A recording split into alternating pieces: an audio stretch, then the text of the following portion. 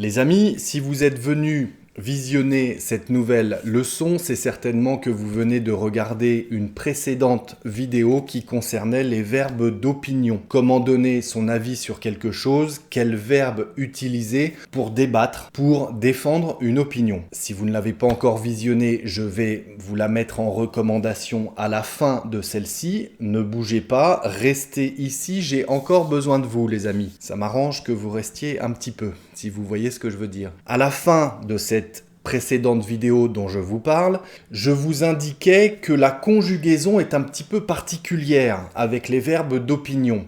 Il y a des exceptions quant à l'utilisation de l'indicatif après un verbe d'opinion. Il y en a 3 des exceptions, je vais vous les présenter aujourd'hui. Dans 3 cas spécifiques, il faut utiliser le subjonctif après un verbe d'opinion. Et puis, ne bougez pas, après ces 3 exceptions, je vous expliquerai une petite chose très importante à savoir également, une nuance à connaître, à maîtriser, surtout pour ne pas faire de faute de conjugaison justement quand vous défendez votre avis, vous donnez votre opinion, vous débattez avec quelqu'un. Si je dis « je considère que cet argument est tout à fait convaincant », eh bien, vous pouvez le noter, c'est de l'indicatif que j'ai utilisé après le verbe d'opinion. Je considère que cet argument est tout à fait convaincant. Le verbe être à l'indicatif. Je considère que cet argument est tout à fait convaincant. Première exception, si j'utilise ce verbe d'opinion à la forme négative, il sera suivi du subjonctif. Je ne considère pas que cet argument soit réellement convaincant. Je ne considère pas que cet argument soit réellement convaincant. Soit, c'est le verbe être au subjonctif. Donc, à la forme affirmative d'un verbe d'opinion, on utilisera l'indicatif à la suite. Par contre, quand il est utilisé à la forme négative, le verbe d'opinion, il sera suivi du subjonctif. Ok, règle très importante à connaître. Je ne considère pas que cet argument soit réellement convaincant. Le négatif, subjonctif. Affirmatif, indicatif. Il y a juste ça à retenir. Deuxième exception, les amis, à retenir, pas très compliqué. Quand on utilise un adjectif avec un verbe d'opinion, il sera suivi par le subjonctif. Exemple, il me semble tout à fait normal que l'on puisse aller courir le soir à 22h en toute sécurité. Il me semble tout à fait normal, donc j'ai ajouté un adjectif à la suite du verbe d'opinion, il me semble tout à fait normal que l'on puisse, c'est le verbe pouvoir au subjonctif, que l'on puisse aller courir le soir à 22h en toute sécurité. Il me semble tout à fait normal que l'on puisse aller courir le soir à 22h en toute sécurité. Quand il est accompagné d'un adjectif, le verbe d'opinion est suivi du subjonctif. C'est la deuxième exception à connaître, c'est une règle, c'est comme ça, et ce n'est pas autrement.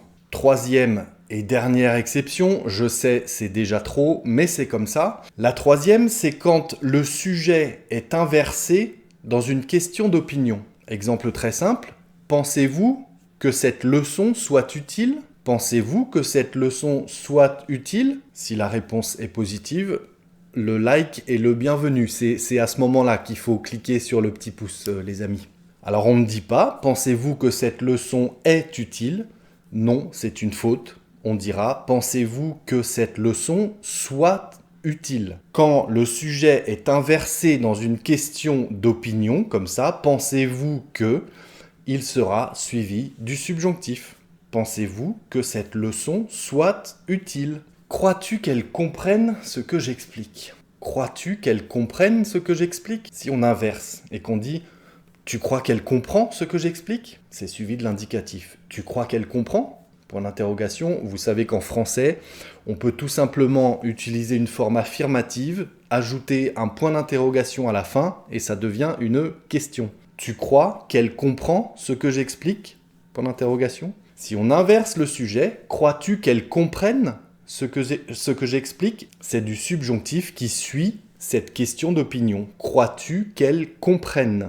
Pour finir, je vous l'avais promis les amis, une nuance à maîtriser absolument. Si je dis « il semble que », c'est une formule impersonnelle pour exprimer un doute. Il semble que, ça veut dire qu'on n'est pas sûr, d'accord? Il semble que, c'est suivi du subjonctif. C'est une forme impersonnelle pour exprimer le doute, ok? C'est suivi du subjonctif. Il semble que nous ayons raison. Ayons, c'est la forme au subjonctif du verbe avoir. Il semble que nous ayons raison.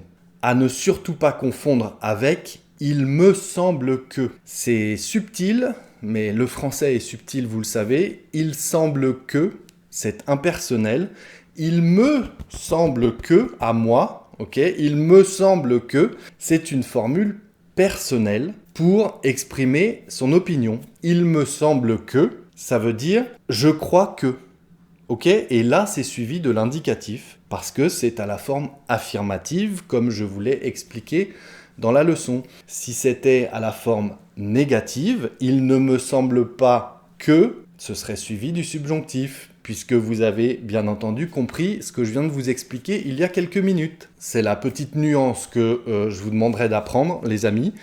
J'attends vos exemples en commentaire, bien entendu, pour me montrer que vous maîtrisez ces exceptions et cette conjugaison du subjonctif, évidemment. Merci d'être restés jusque-là, les amis. Si vous n'êtes pas encore abonné, pensez à le faire. Pourquoi pas devenir membre de la chaîne? Tout est dans la description de cette vidéo. Vous avez les liens pour venir chatter avec moi sur Zoom ou sur Skype. Vous avez les liens vers ma page Patreon pour que je vous envoie une carte postale ou des livres dans votre boîte aux lettres. C'est vous qui décidez. Le lien également vers PayPal, ceux qui veulent participer au développement du projet Le Français by Alex pour vous consacrer encore plus de temps. Ceux qui veulent y participer, écoutez, vous êtes les bienvenus. Tout ça, c'est dans la description de cette vidéo. D'ici la prochaine leçon, je vous dis travaillez bien, prenez soin de vous, restez concentrés. Et voici la fameuse vidéo avec les verbes d'opinion à connaître pour débattre et donner votre avis, les amis. Cliquez.